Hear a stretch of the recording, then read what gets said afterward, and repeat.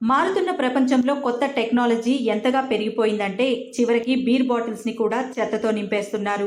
తాజాగా మహబూబాబాద్ పట్టణంలోని ఓ వైన్ షాప్లో అనిల్ అనే యువకుడు 3 బీర్ బాటిల్స్ కొనుగోలు చేసి ఇంటికి వెళ్లి చూసేసరికి బీర్ నిండా చెత్త నింపి ఉంది. దీనిపై ఆయన అసహనం వ్యక్తం చేస్తూ కల్తీ మద్యాన్ని అరికట్టాలని ఎక్సైజ్ అధికారులను కోరాడు. కలిసి వాసన కుటుంబ వాసన వస్తుంది. వచ్చి మళ్ళా గంగావైన్స్ వాళ్ళని సిబ్బందిని అడిగితే మా తప్పేమీ ఉండదు, అది కంపెనీ నుంచే, కంపెనీ తప్పే, కంపెనీ వాళ్ళదే తప్పు అని చెప్పడం జరుగుతుంది. ఇలాంటి వారు తప్పించుకునే ప్రయత్నాలు చేయడం వల్ల ఇదివరకు మొన్న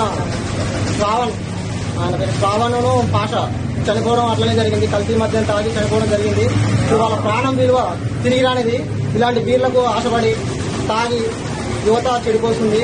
బంధువుల కోసం తీసుకున్న బీరు ఒకవేళ వాళ్ళు తాగుంటే వాళ్ళ పరిస్థితి విషయం నుంచి చనిపోవడం జరిగితే వీరికి రావడం జరిగితే అప్పుడేమనేటోళ్ళు వీళ్ళు సీల్ తీసి ఉన్నది, మీరు ఎక్కడ కల్తీ కలిపిరు అని మమ్మల్ని మీద చేయడం జరుగుతుంది. ఇంతవరకు ఈ బీర్ సీల్ తీయలేదు. ఈ బీరుకు తేడా చూడండి,